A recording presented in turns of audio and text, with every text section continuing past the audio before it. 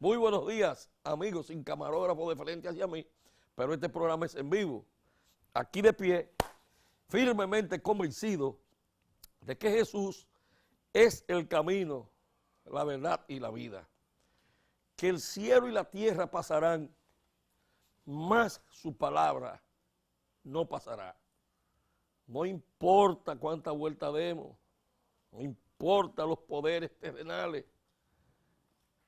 no importa esa soberbia que tienen muchos hombres, y yo soy uno de ellos también. Aquí, con Jesús, siempre tendremos la respuesta positiva, porque nos espera lleno de amor. No, no, no basta rezar, hacen falta muchas cosas para conseguir la paz. No, no, no basta rezar, hacen falta muchas cosas para conseguir la paz. En el mundo no habrá paz mientras haya explotación del hombre por el hombre, si exista desigualdad. Del hombre por el hombre y exista desigualdad. No, no, no basta rezar, hacen falta muchas cosas para conseguir la paz. No, no, no basta rezar, hacen falta muchas cosas para conseguir la paz. Y la paz se consigue con la palabra. Y la palabra se hizo carne y habitó entre nosotros. ¿Verdad, hermana? Que fue la palabra antes de estar escrita. Así que hoy tenemos a un amigo para nosotros y para el mismo pueblo con mucho valor, ya no tan joven. ¿Cuántos años tú tienes, Nardo, ya? 49, cumplido la semana pasada. Nardo, yo te llevo mucho.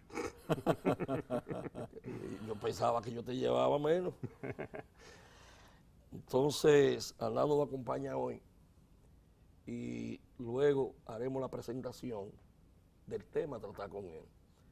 Pero el tema más importante para nosotros los cristianos es la lectura de la palabra, que hoy la tiene Arnaldo Sánchez con nosotros. Lectura del Santo Evangelio según San Marcos. En aquel tiempo, el Espíritu empujó a Jesús al desierto. Se quedó en el desierto 40 días, dejándose tentar por Satanás. Vivía entre alimañas y los ángeles le servían. Cuando arrestaron a Juan, Jesús se marchó a Galilea a proclamar el Evangelio de Dios. Decía: se ha cumplido el plazo, está cerca el reino de Dios. Conviértase y crean en el Evangelio. Palabra del Señor. Gloria a ti, Señor Jesús. Muchas gracias, doctor Arnaldo, por proclamarnos la palabra de Dios en este día. Y quiero compartir con ustedes algunas ideas en torno a esta palabra que hemos escuchado. Lo primero es que la iglesia, por años, por muchos años, siempre en el tiempo de Cuaresma, y ya el miércoles pasado, comenzamos con el miércoles de ceniza, iniciamos la Cuaresma. Entonces, el primer domingo de Cuaresma siempre presenta el texto de las tentaciones de Jesús. Y cada año, de acuerdo al ciclo, si es A, B o C, presenta un evangelio distinto. En el ciclo A, en el cual nos encontramos, la iglesia proclama el Evangelio de Marcos. Es decir, este es un texto que está presente en los evangelios sinópticos. Los evangelios sinópticos son aquellos con los cuales se puede hacer una sinopsis. Es decir, que está en uno y en otro, hay elementos comunes, ¿verdad? Entonces, ¿cuál es la diferencia entre Marcos, el texto de Marcos que hemos escuchado hoy, que apenas fueron 2 versículos? Sin embargo, en el texto de Lucas, que es el más largo, son 13 versículos. Y después viene el texto de Mateo, que son 12 versículos. La diferencia en el texto de Marcos es que nos dicen de qué fue tentado Jesús. Pero en el Evangelio de Mateo y Lucas sí nos dicen en qué cosa fue que el demonio tentó a Jesús. Pero vamos a mantenernos siempre en el texto que nos ocupa, que es el texto de Marcos en este día, que son apenas 2 versículos. Como ven ustedes, ha sido muy breve la proclamación, pero la brevedad no le quita valor e importancia al texto que se ha proclamado. La primera cosa que tenemos que decir que al desierto no es Jesús que toma la iniciativa de ir. La primera cosa. Es el Espíritu Santo quien ha impulsado a Jesús, que lo empuja, dice el texto, a Jesús al desierto. Es el Espíritu de Dios que lo desplaza hasta colocarlo allí en aquel lugar. La vida de Jesús no va a ser un camino de éxito. En el cristianismo, lo sabemos todos, no buscamos el éxito, buscamos la plenitud.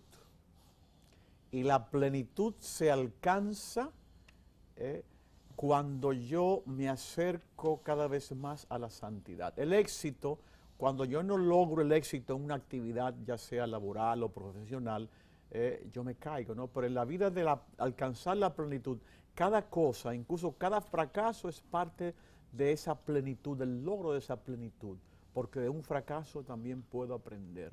Esta es una gran diferencia, ¿verdad? Entonces es el Espíritu que impulsa a Jesús al desierto. Se le va a presentar entonces una situación difícil, le esperan pruebas, inseguridad, amenazas. Pero también podemos decir que el desierto es al mismo tiempo el mejor lugar, ¿para qué? Para la escucha, el silencio, la soledad y sobre todo para captar, percibir la voz de Dios. El lugar que hay que volver en tiempos de crisis.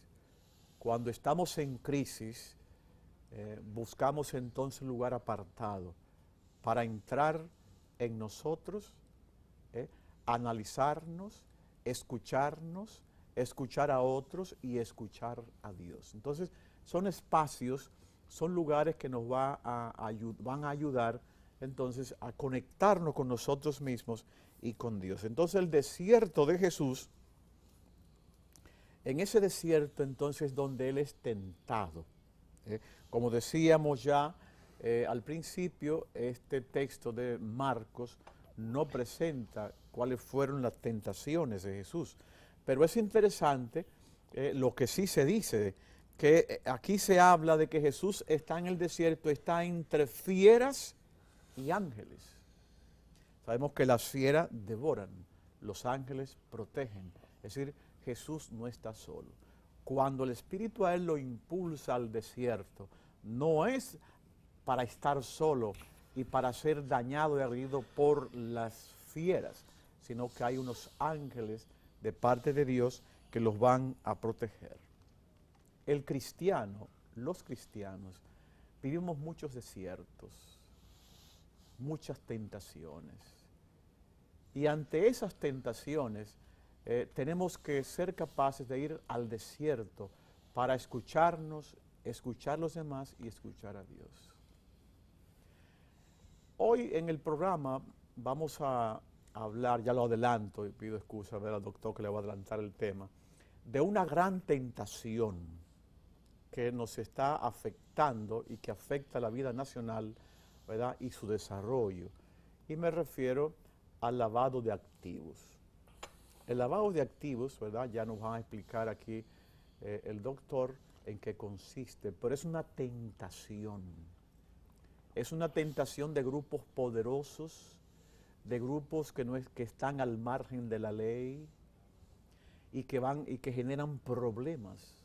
Pero no solamente es una tentación de aquellos que están al margen de la ley, sino también que dentro de personas que se llaman honestas, que respetan la ley, se ven tentados a caer en esa situación.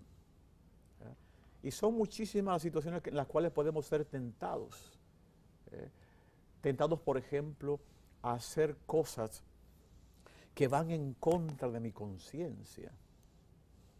Cosas que no responden a mi fe, a mis convicciones, a mis valores. Entonces, cuando hay esa circunstancia, ¿qué hemos de hacer? Hemos de irnos al desierto para estar en silencio, escuchar al Señor que nos habla, escuchar a los demás y siempre sentirnos impulsados por el Espíritu. Al desierto no vamos con las propias fuerzas, porque quien va al desierto con las propias fuerzas muere de sed, muere en las circunstancias que generalmente presenta el desierto. Hay que ir movidos por la fe, hay que ir movidos por la palabra de Dios a confrontarnos y a confrontar a los demás. Ojalá que este texto de la palabra de Dios de este primer domingo de Cuaresma nos ayude entonces también a confrontarnos nosotros como personas y ver cómo estamos caminando en este momento, si estamos siendo conducidos o arrastrados por la fuerza del desierto o estamos siendo arrastrados en el desierto por la fuerza del Espíritu Santo. Quien se ve comprometido por acciones que están en problemas con la ley, con lo bien establecido, con lo bien hecho, entonces no está siendo arrastrado por el Espíritu, sino por las fuerzas humanas, por el egoísmo, por la fuerza del tener bienes materiales. Que el Señor nos bendiga a vivir esta semana y sobre todo a analizar cuáles son las tentaciones que tengo y saber siempre que es el Espíritu que ha de llevarme al desierto para escuchar a Dios, para escuchar su palabra. Sí, en el Evangelio de hoy, usted hace mención de Lucas, pero también, usted lo hace, pero también en el mismo propio Evangelio habla de Juan el Bautista. Y Juan el Bautista ya había pasado por un proceso también de aislamiento. Dice que comía Saltamontes, langosta, que son unos animalitos muy... Fíjense que también el Bautista, en vez de quedarse en ese protagonismo de nosotros, lo que hace es que se aísla, ¿verdad? Y la mención de Lucas, para mí, de los evangelistas, fue, y ahí va la hermana también, inspirada por el Espíritu Santo, porque Lucas no conoció a Jesús. Y Lucas, en los evangelios de Lucas, hace una descripción tal que parecería que uno está viendo el momento por lo que pasó Jesús. Yo digo que de los evangelistas, para mí, el que me da como más claridad. ¿Y qué cosa? Porque él no conoció a Jesús. es el más descriptivo. Sí. Era médico, Sí, hay que ver las cosas. pero hace una descripción tan fuerte que pareciera que uno lo está mirando. Y la misma iglesia tiene, en todos sus aspectos, para gente que no lo conoce, las hermanas que viven solamente en oración, o los que el domingo pasado lo mencionaban. Eso están aislados, eso no tienen contaminación, eso solamente viven en oración, que le llamamos los monjes, que son los que están... Contemplativa, vida contemplativa. La vida contemplativa de las hermanas, que son mucho más, y los monjes aquellos que son hombres, que no salen de esa área, y los alimentos los preparan ellos mismos. La gran mayoría, es muy difícil tú encontrarte con un sacerdote de eso fuera. Yo pienso que es para la misma contaminación, de no llevarla allá. Entonces, ese momento de estos 40 días es la reflexión de todo lo que venía a pasar Jesús. De todo, de todo, de todo. De la preparación verdadera. Y es el reflejo. Por eso ustedes, los sacerdotes, nos envían tanto al retiro de la contemplación, del silencio. Por eso los retiros tienen que ser en silencio. Las veces que yo voy a los retiros, desde que llego, no vuelvo a hablar jamás hasta que salgo. Me tengo que poner como 4 letreros porque siempre hay quienes molestan. Le abordan, sí, Sí, entonces, eso yo le digo, eso es un lavado espiritual. Cuando tú logras mantenerte, una persona que habla tanto como yo, una semana entera sin hablar, media palabra, ahí viene un lavado hermoso, porque ahí vienen todas las reflexiones que si tú la coges con la oración, entonces ha hecho un verdadero retiro espiritual. De manera que los invitamos a todos ustedes a que hagan su retiro, Y el retiro, el que no puede ir, puede ser hasta en la propia casa. Usted se queda en su habitación, en meditación, tranquilito, haciendo una perspectiva de lo que ha pasado en su vida. Y los resultados son hermosos.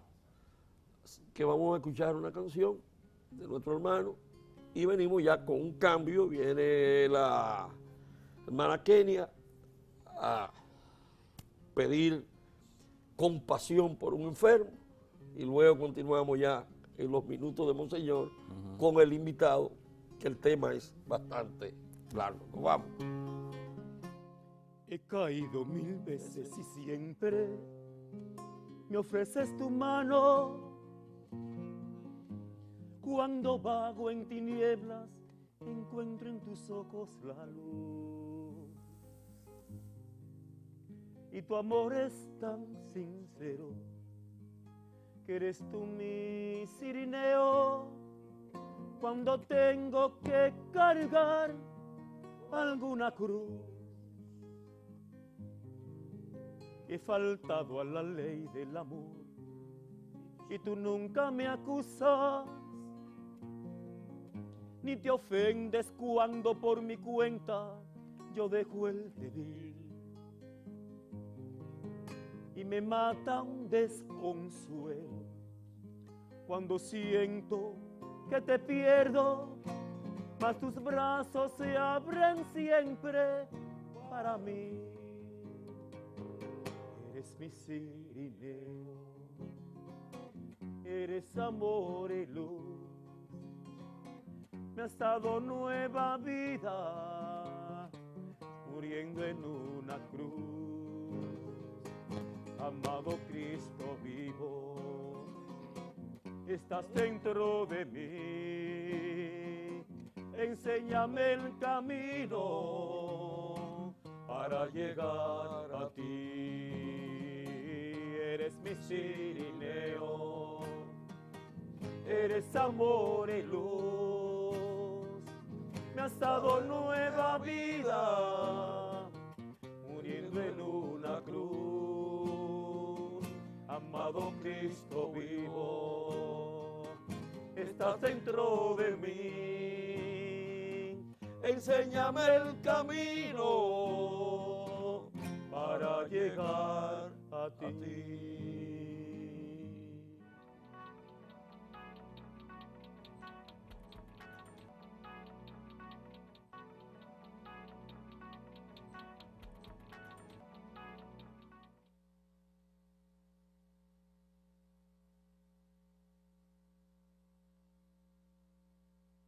Farmacia, bancos gigantes, porque es un gigante. En todo el país tú no tienes problema. Presenta los minutos de Monseñor, que mira tu amigo Monseñor ahí, Arnaldo, que hoy lo vamos a compartir en un expositor que tenemos como invitado, Arnaldo Sánchez. Pero antes de eso, tenemos a la hermana Kenia, que va a hacer un pedimento, que no es una denuncia. Yeah. Buenas tardes, doctor, y buenas tardes, sí, ya es de tarde. Sí. A todas las personas que están en sintonía con nosotros. Yo vengo a hablar sobre una situación que nos afecta a nivel social. Digo a nivel social porque es un joven que es de Loma de Cabrera, tiene 18 años, sufre de nutrición y epilepsia.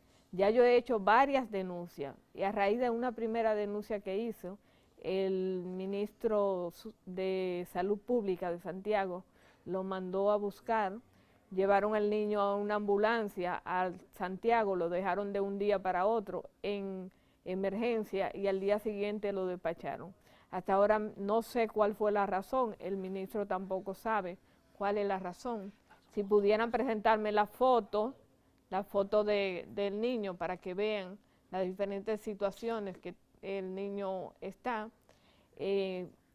pido a las autoridades. Mi deseo es, en ese tiempo de Cuaresma, donde hay muchas cosas que dar, pedirle a las autoridades que por favor construyan un lugar donde estos jóvenes tengan derecho a ser acogidos. Hasta ahora no hay un lugar. Ese niño va porque hay una señora que es enfermera y cada día le da de comer. Si presentan otra foto, el camarógrafo al quien está, podemos darnos cuenta que en qué condiciones continúa ese niño, que al principio tenía 40 libras, cuando esa persona fue a verlo se estaba muriendo. Hay una foto ahí que presenta prácticamente un cadáver, otra foto ya aquí ya está un chin más gordito por la alimentación, pero esa señora está enferma y me dijo que ya no puede seguir dándole de comer, y por eso es que le hago un llamado a las autoridades de nuestro país. Señores, recuerden, Cuaresma, tiempo de compartir, no solamente, si hacen un lugar como para acoger personas, son muchas las personas y son muchas las obras de caridad que podemos hacer. Nosotros como congregación no podemos hacer ahora mismo un albergue para llevar a este niño. Entonces, por eso, señor presidente, si usted escucha el programa, primera dama, vicepresidenta, las demás autoridades, incluso yo he estado llamando al Palacio Nacional para ver si consigo una cita y no me han cogido el teléfono para hablar directamente con el presidente sobre esta situación. En pantalla está mi número de teléfono también, el 809 Ponga el teléfono en pantalla. 709-2292, por si hay alguna persona que le ha dolido esta situación, le ha tocado al corazón. Repita los teléfonos, Vanessa. Teléfono 809-709-2292. Si hay una persona que se siente dolida y quiera compartirnos con Pamper, necesitamos Pamper también en Suren, alimento también lo estamos recibiendo. Así que gracias, doctor, por este espacio. Bueno, el padre, la clase no se suicida, el padre le dio su silla a usted. Sí, sí. De una vez, pues no se vaya, hermana. Y vamos a continuar en el programa. Ya ahora con el invitado, no vamos ni siquiera a un cambio, sino vamos a escuchar otra canción y de ahí entonces entra el padre y continuamos con el programa y el invitado. Cuando el pobre nada tiene y aún reparte, cuando un hombre pasa sed y agua nos da, cuando el débil a su hermano fortalece, va Dios mismo en nuestro mismo caminar, va Dios mismo en nuestro mismo caminar.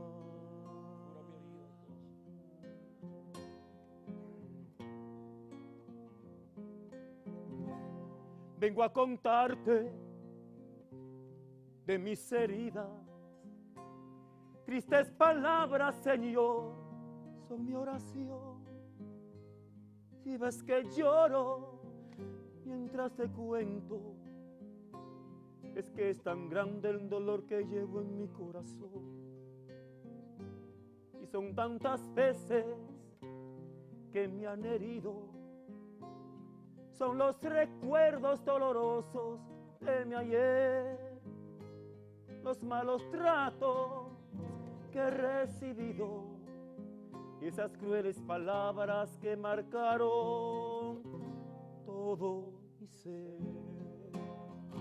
Sana mi herida, Jesús, sana mi herida, que ya no puedo más, Señor, con mi dolor.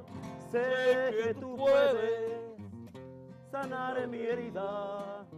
Y entre tus manos, Jesús, yo estoy. Sana mi herida, Jesús, sana mi herida. Ella no puedo más, Señor, con mi dolor. Sé que tú puedes sanar mi herida. Entre tus manos, Jesús, yo estoy. Bueno, padre, Bien, vamos con nuestro invitado. ¿verdad? Aquí tenemos a un invitado muy especial en esta mañana, a Arnaldo Sánchez, el doctor Arnaldo Sánchez. Damos a él la bienvenida y como ya anunciaba hace un momento, el tema que nos ocupará en esta sesión será esto del lavado de activos. Y el doctor Arnaldo es una persona que nos puede orientar mucho en ese sentido. Yo pienso que una primera cosa es un concepto que no siempre manejamos, ¿verdad?, en la vida diaria. Entonces le pido al doctor que haga el favor de explicarnos, de definirnos en qué consiste esto del lavado de activos. Mira, el lavado de activos, una definición fácil, entendible, es cuando tú tratas de darle apariencia legal de licitud a un dinero producto de un delito precedente de los que señala la ley, como está la corrupción, el narcotráfico, el delito fiscal, el delito medioambiental, una serie de delitos que la ley señala como delitos precedentes del lavado de activos. Y también la ley señala cualquier delito cuya pena mínima sea de 3 años adelante. O sea, cualquier delito que tenga una sanción mínima de 3 años en adelante podría ser precedente del lavado de activos. Tengo entendido, doctor, que ha habido una modificación o una derogación de la ley anterior, ¿verdad? Que era la 7202, ¿verdad? Que ha sido sustituida, derogada por la 15517. ¿Podría hablarnos algo sobre esto? Sí, esta nueva legislación lo que viene es a adaptar la legislación anterior a lo que son las nuevas recomendaciones del GAFI del 2012. Incluye como delito precedente el delito medioambiental, la piratería, el delito fiscal y también amplía lo que son las sanciones administrativas y penales, el monto de las sanciones y la pena a imponer. También desarrolla que anteriormente la ley anterior no desarrollaba todo lo que es el marco preventivo que deben cumplir los sujetos obligados. Este marco preventivo anteriormente estaba basado mucho en lo que eran las normas sectoriales que dictaban las distintas autoridades competentes. Doctor, sujeto obligado para los televidentes, porque no conocen esa palabra. Sí, sujetos obligados son todas aquellas entidades o instituciones que deben cumplir con lo que es, con los mandatos de la ley, de reportería y de tener todo un programa de prevención del lavado de activos. Se divide en 2 grandes sectores, el sector financiero y el sector no financiero. En el sector financiero tenemos a las compañías de seguros, a los bancos, a las cooperativas, a las entidades de valores. En el no financiero, así rápidamente tenemos los abogados, los dealers, las inmobiliarias, las personas que se dedican a la venta de joyas, de retratos, ese tipo de cosas. Sí, pero es bueno que usted nos ayude con eso, porque cuando usted dice los abogados, anteriormente solamente estaba el notario. Ahora, el abogado per se, cuando a mí me llega un cliente, también yo estoy en la obligación de informar cuál es el monto y de dónde proviene ese dinero, ¿es cierto? Sí, fíjate, anteriormente la ley era muy amplia, se decían los profesionales liberales y no detallaba para qué tipo de acciones. En la nueva ley ya se señala para qué tipo de actividades el abogado es un sujeto obligado. Cuando se va a dedicar a la compra y venta, en nombre de su cliente, a la compra y venta de inmuebles, cuando alquila inmuebles, cuando constituye compañía. Entonces, ya sería obligación del abogado de determinar, ¿verdad?, todo lo que es, hacer todo lo que es la política preventiva de conocer a su cliente, elaborar todo el perfil de la persona, para determinar que esa operación que se está realizando en realidad corresponde al perfil y que tiene una lógica comercial, que es lo principal en este tipo de cosas. Y, doctor, ¿cuáles son los riesgos que tiene el lavado de activo en una nación, en un país, en un estado? Bueno, tenemos competencia desleal, porque cuando quiero vender yo soy el lavador y lo que tengo pongo una compañía con el dinero ilícito de vender vasos. Yo comienzo a vender esos vasos, no importa el precio, porque mi interés es venderlo y poder justificar mi dinero. Lo puedo vender a $1, pero el vaso para prepararlo me vale $5. ¿Estoy perdiendo? No, no estoy perdiendo, ese es mi costo de oportunidad. Pero el que lo hace de manera lícita no puede vender a $1. Entonces ya crea una competencia desleal, crea desempleo, crea inflación, porque ya ese vaso, en este caso está creando deflación, pero también puede crear inflación en el sentido de que la casa que valía 5 millones de pesos, yo la compro en 10 para poder hacer lo que es transformar el dinero que tengo en efectivo en un bien inmueble. Ya entonces la casa de al lado vale 10, ya tú no la puedes comprar en 5. También crea el mayor valor, la mayor perjuicio, a mi entender, que tiene mucho que ver con el tema de este tipo de programa, es los valores sociales. ¿Qué es lo que vendemos? ¿Qué es lo que les vendemos a esa juventud? El dinero fácil, el que no importa lo que haga, no me va a pasar nada. Usted, en pocas palabras, nos habló que hay riesgo en el orden social, ¿verdad? Hay riesgo, por ejemplo, en el orden económico. Hay riesgo, por ejemplo, en el orden financiero.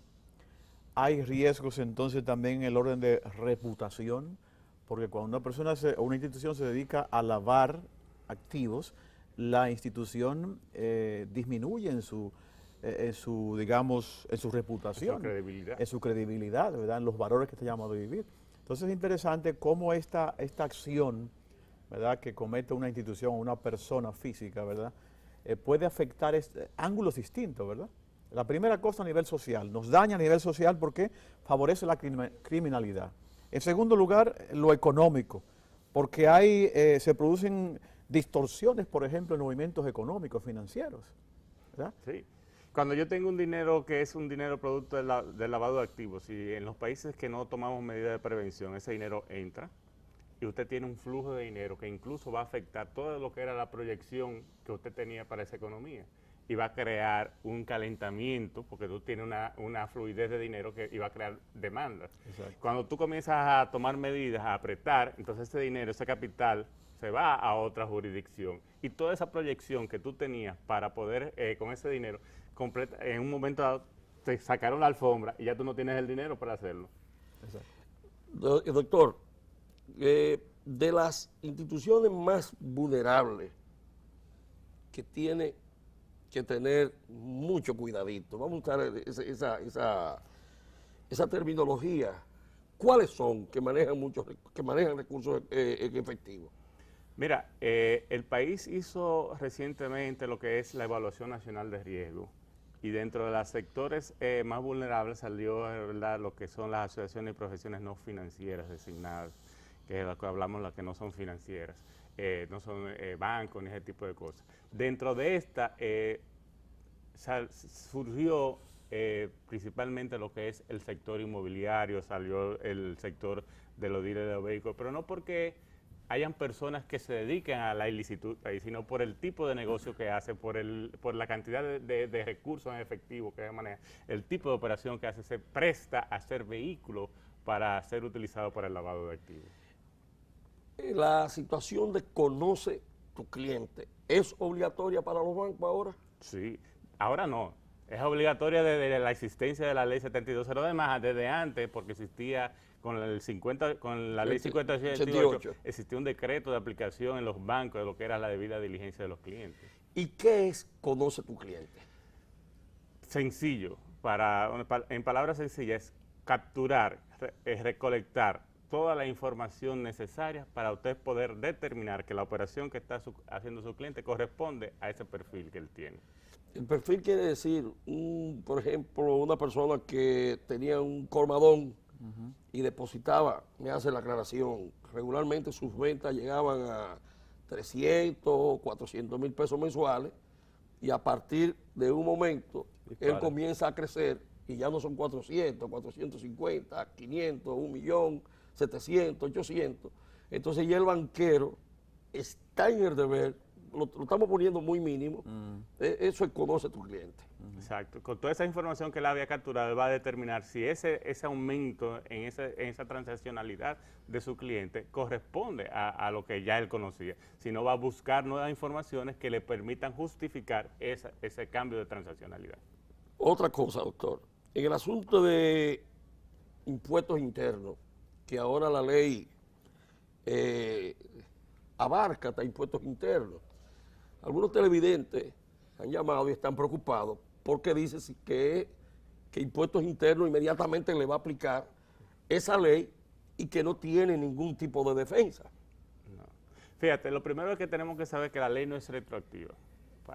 La ley rige para el porvenir y no es tampoco que se va a hacer una cacería de brujas, sino lo que la ley castiga es el delito fiscal, ni siquiera hay que distinguir lo que es el delito de lo que es la evasión, la elusión, o sea, son situaciones distintas. Y si usted logra documentar, justificar, ¿verdad?, la procedencia del dinero, usted no va a tener ningún tipo de situación. Incluso en el decreto se puso un monto, ahora mismo no recuerdo cuál es el monto, que a partir de ahí es que usted es que en realidad va a poder ser precedente hasta $1 millón de pesos del lavado de activos.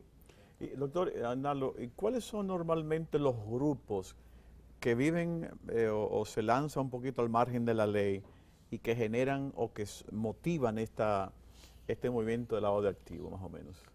A nivel nacional, por ejemplo, internacional. Tengo entendido, por ejemplo, que el narcotráfico es incluso la ley lo menciona, ¿verdad? El título de la ley es atacar el narcotráfico. ¿Qué otro tipo de grupos, por ejemplo? Originalmente el lavado de activos se vinculó a lo que fuera el narcotráfico. Después eso se fue extendiendo a otro tipo de delitos. Pero tenemos la corrupción.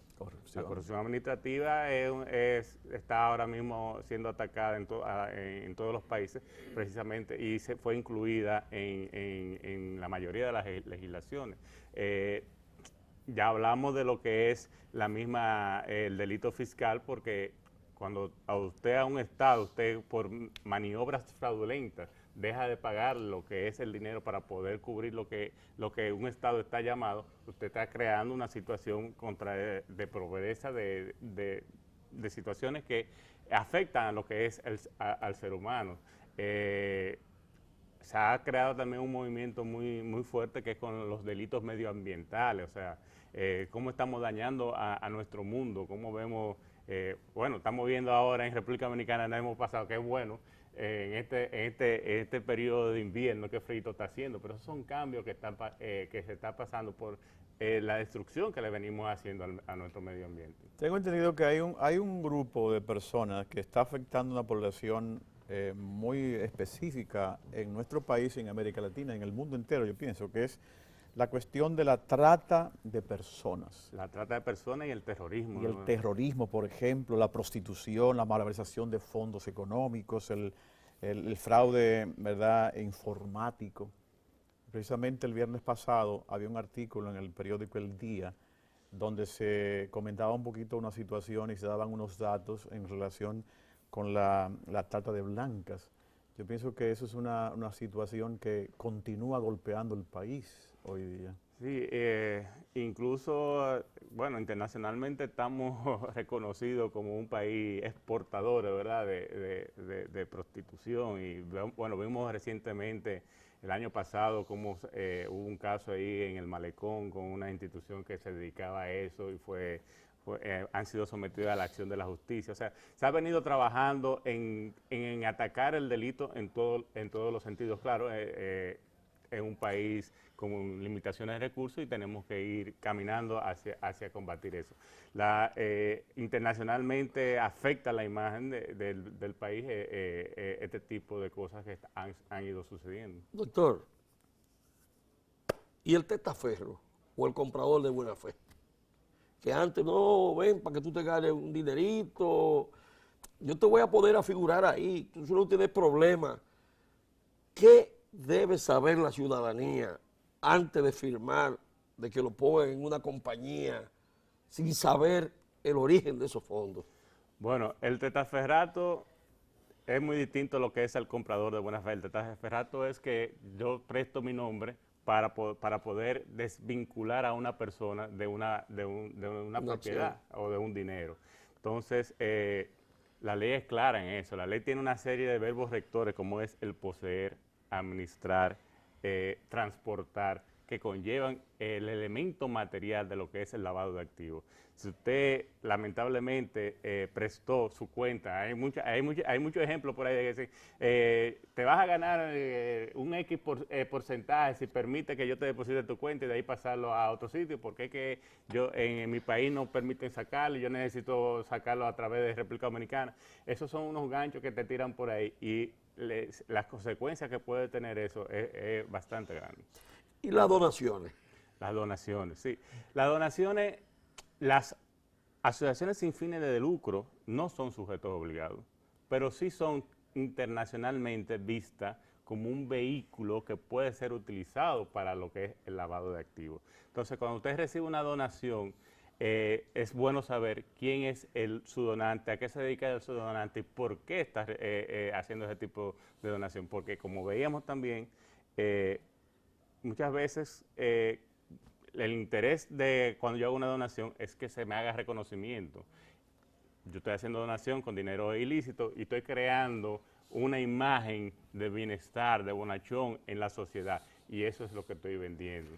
Doctor, y si, digamos, la gente, las personas que nos están siguiendo a través de nuestro programa en pocos minutos, quisieran decirnos, por ejemplo, ¿cómo yo, institución, familia, persona, puedo combatir el lavado de activos? ¿Cómo podemos nosotros, los ciudadanos? Lo primero es siendo transparente. O sea, yo entiendo que situaciones como las que me dicen, préstame tu cuenta para yo poder depositar y transfiéreme, o situaciones como, vamos a poner la casa a nombre tuyo porque yo soy funcionario público y para evitar tener que declararlo, son las cosas que debemos ir trabajando. O sea, concientizar a la ciudadanía de lo que es el lavado de activos y cómo podemos evitarlo. Ahora, como ciudadanos, existen los medios, o sea, aunque no seamos sujetos obligados, siempre existe la posibilidad, ¿verdad?, de poder hacer saber cuáles son las situaciones en las que yo considero que puede haber una situación que deba ser investigada por las autoridades. Y la denuncia, porque la gente tiene miedo. Fíjate, desde la ley 7202 y esta también habla de lo que es la confidencialidad del reporte. La entidad que recibe los reportes, que es la unidad de análisis financiero para la cual yo laboro, no puede revelar ni que recibió un reporte, ni la persona que lo recibió. E incluso el banco que hace el reporte no le puede decir al cliente que lo está reportando, ni le puede decir al cliente que la unidad de análisis financiero o las autoridades han solicitado informaciones sobre él para una investigación. El hacerlo así, el divulgarlo, está sancionado por la ley, incluso con cárcel. Pero el secreto bancario, la ley ahora le da facultad y le da apertura para lo que era el secreto mejor guardado. Ahora ya no es así. Sí y no. Desde la ley 7202 venimos hablando del secreto bancario y que no era una limitante para lo que es la prevención del lavado de activos. Lo único que aquella ley limitaba que la información tenía que venir vía la superintendencia de bancos. Ahora los sujetos obligados la deben enviar directamente a la unidad de análisis financiero. Y no ha habido una eliminación del secreto bancario, sino que para una situación X y a través de una autoridad competente como es la unidad de análisis financiero, poder acceder a esa información. Pero eso no quiere decir que cualquier persona puede ir a una institución a preguntar sobre Arnaldo Sánchez, el dinero que tiene y las operaciones que hace, sino que hay un proceso y hay unas limitaciones para poder realizar ese tipo de solicitudes. Doctor, yo recuerdo que cuando se iba a proclamar esta ley, la 155-17, entró un tema que me pareció interesante, que era el juego. Hubo una lucha ahí si entraba o no entraba. ¿Cuáles eran los intereses que había ahí de promedio? ¿Qué era la dificultad? ¿Por qué no querían? ¿Hay dificultad o se puede lavar dinero a través de esos juegos? Claro que sí. Lo que pasa, la discusión vino por qué originalmente en el proyecto de ley no se incluyó. Porque estamos trabajando en lo que eran las mismas recomendaciones internacionales. Y el estándar internacional, aunque señala a esa entidad como actividad riesgosa, no la tenía como sujeto obligado. Entonces, para el Estado, por la misma forma en que se han ido dando las licencias y la cantidad de entidades que se dedican a eso, se le hace un poco cuesta arriba en el tiempo que teníamos para implementar la ley, poder tener una regulación y poder salir a investigar y a inspeccionar todas esas entidades. Entonces, fue un factor más bien de estrategia, de conveniencia incluso para el Estado, originalmente no incluirlo en el proyecto de ley. Pero al final se incluyó. Al final se incluyó, al final se hizo un adendo y en las discusiones del Congreso se incluyeron. Porque también a través de instituciones puede hacerse lavado de activos. Se hace muchísimo. Se hace muchísimo. Entonces, una forma de lavar con ese tipo de cosas, simplemente usted se sacó la lotería, o yo le compro el billete y ya yo... Ya no se puede. Ya no se puede. Al momento que usted va a hacer efectivo el dinero que se ganó, por ejemplo, en la lotería, usted tiene que llenar toda una serie de informaciones que va a permitir identificar quién fue que se sacó. Hoy en un casino que te ganaste $1 millón de pesos, tú tienes que decir cuántas fichas y el casino tiene ya que haber hecho lo que es el perfil de ese cliente y lo que es el conozca a su cliente. Ya yo no puedo ir con las fichas, cámbiame y me llevo el cheque, no, hay todo un procedimiento en los casinos para poder, y eso va a quedar registrado en el casino que fue fulano de tal que fue y qué tipo de operación hizo y que en el casino se lo ganó con el blackjack, se lo ganó en la maquinita. La misma iglesia hoy, todas, son sujetos obligados indirectos. Claro. Tienen que decir quién le está donando Claro. y cómo. O sea, no es que tienen que decir, deben informarlo de dónde vienen esos vehículos, quién lo está donando y cómo lo está donando. No solo, doctor, y la política, el mundo de la política. Ahí está complicado.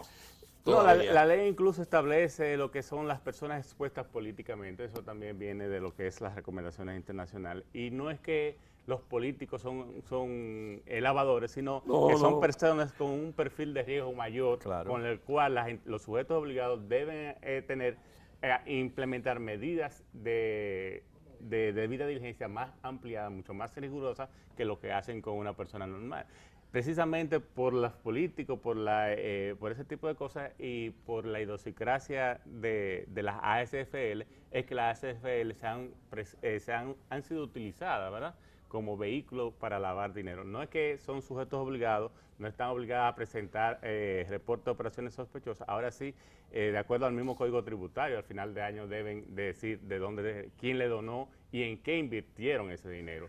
Y es bueno saberlo, porque usted no sabe para qué fines lo están utilizando y cómo usted puede estar siendo vehículo de lavado de activos y afectar lo que es su reputación. Usted al inicio habló sobre la reputación de la entidad. Sí.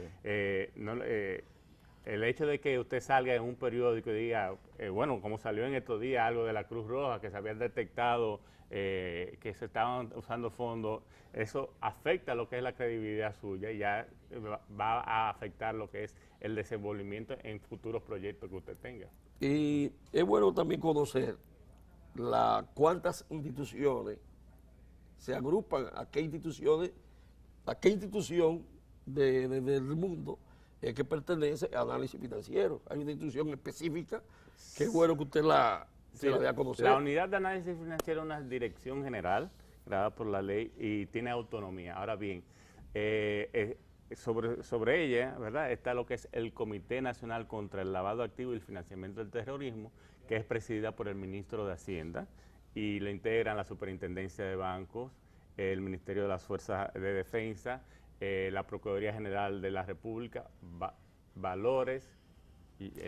Si yo, por ejemplo, ciudadano dominicano, estoy enterado que hay una institución, unas personas que están haciendo lavado de activos, ¿cuáles son los canales que yo debo usar para cuidarme, protegerme y también denunciar el hecho? ¿Cómo debo de hacerlo? ¿A quién debo dirigirme? Ese tipo de cosas. Bueno, a través de lo que es la unidad de análisis financiero, ahí podemos recibir. ¿Dónde está eso? Eso está ubicado en la Federico Enrique y Carvajal número 11.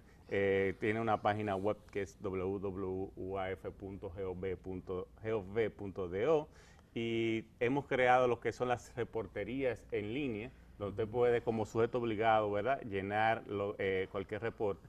Pero como una persona física no es un sujeto obligado por se, como se llama, entonces están los canales por ahí para usted poder enviar un sobrelacrado, sellado, cualquier tipo de información que usted haya recibido, y eso puede tener la seguridad que va a ser analizado y estudiado. Ahora, lo que debemos tener claro es que un simple reporte no hace un caso, Claro, sino que por supuesto. en base a esa información que uno recibe, uno hace un levantamiento de las informaciones que se tengan y ya entonces determina si en realidad hay un motivo o no para apoderar al Ministerio Público. Bueno, nosotros vamos a volver a invitar pronto al doctor Arnaldo Sánchez. Sí, sí.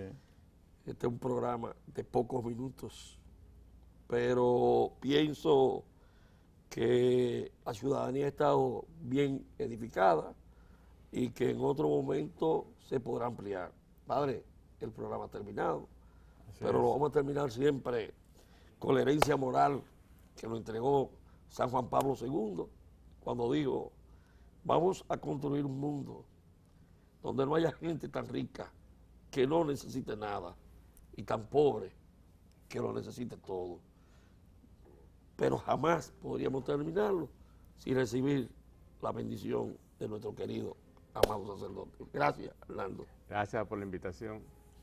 Al desierto vamos invitados por el Espíritu Santo. Cuando vamos invitados por el egoísmo, caemos en el lavado de activos y en acciones fraudulentas. Que el Señor esté con ustedes. Y con su espíritu. Que la bendición de Dios Todopoderoso, Padre, Hijo y Espíritu Santo, descienda sobre ustedes y permanezca para siempre. Muy buen domingo. Sinceridad. Dios está pidiendo a su pueblo que tenga sinceridad. Eso es lo que hace la diferencia entre el bien y el mal. Está esperando que te arrepientas de tus maldades. Sinceridad, palabra pequeña que tiene gran peso en la eternidad.